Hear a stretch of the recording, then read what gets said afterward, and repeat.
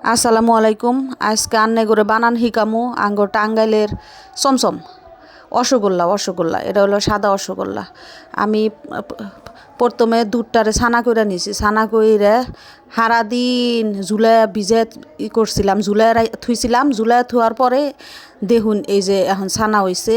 এই ছানাটা আমি এখন হাত দিয়া ডলমু, যত পারুন মলন ডলন করবান, একেরে কাপড় যাবা করে ডইলা দুন্নে হেবা করে ডইলা করবান, ডলবান। ডলার পরে ইচ্ছা মতো ডলবান, যত বালা করে ডলবান তত বালা মিষ্টি হবো। মিষ্টি বানান আছে, কঠিন আছে, বুঝছুন।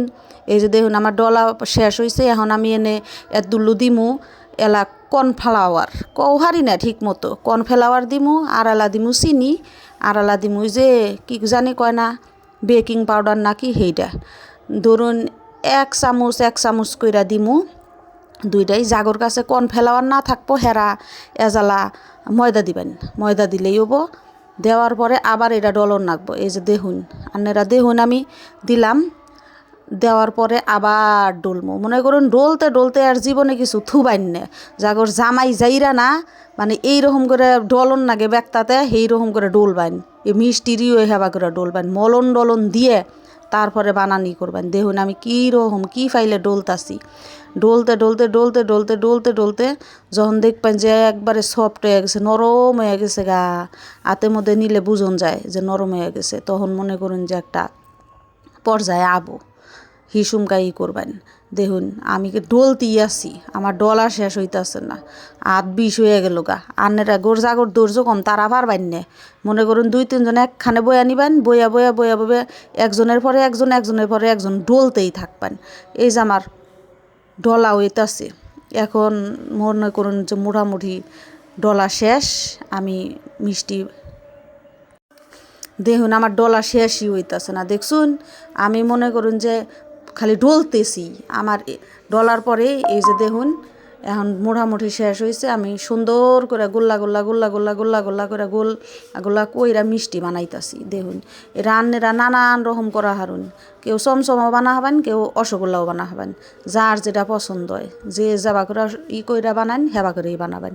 আমি কিছু গোল করে বানাম আর কিছু দিগলা করে বানাম। দিগলা করে যেটা বানামো সেটা মনে করেন যে আমার মেয়েই খাবো, আর গোল্লা করে যেটা বানামো সেটা আমি খামো, বুঝছেন। এ দেখুন গোল্লা করতেছি।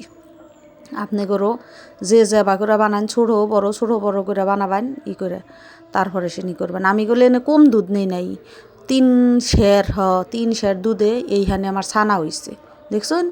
তারপরে এই যে বানামো আমি মুড়া করলে শিরা বহায় দিছিলাম, চিনি দিয়া পানি দিয়া শিরা বহায় দিছিলাম।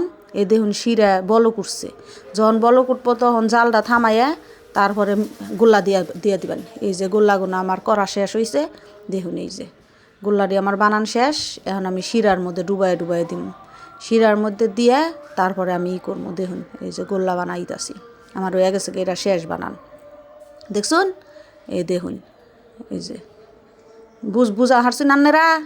এ দেখুন আমার বানান শেষ, গুনছে কয়টা হয়েছে, এখন আমি দিম, দেখছুন। আলগোস্তে আস্তে দিতাছি। এটা হলো ফেরাই প্যান। এই যে দেখছুন দিতাছি। জাল থামায় নিবেন, যে সময় গোল্লা শিরার মধ্যে দিবেন তখন জাল থামায় নিবেন, থামায় নিয়ে হেরা তারপরে দিবেন, না হইলে গোল্লা ভাঙ্গা যাবো গা। এই দেখুন আমার মনে হয় যে পাল্লাটা এলা ছোট হয়েছে।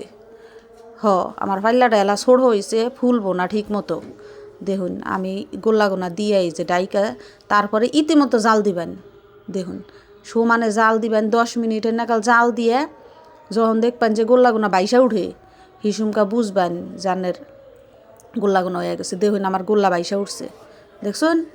আমার এই যে শিরার মধ্যে দেখুন গোল্লাগুনা বাসতাছে, দেখুন কি সুন্দর হয়েছে। মেলা ফুলছে না, আরও ফুললো নি, কিন্তু আমার পাল্লাটা এলা ছোট হয়েছে। দেখুন আমি করে দিতাছি, তুলো নাইরা দিতাছি। এরা যিসুম করবেন আইতে ভিজাইয়া থুয়া দিবেন, বিয়া না খাবেন, দেখবেন আরও কত ফাইন হয়। এই যে দেখুন, আল্লাহ হাফেজ।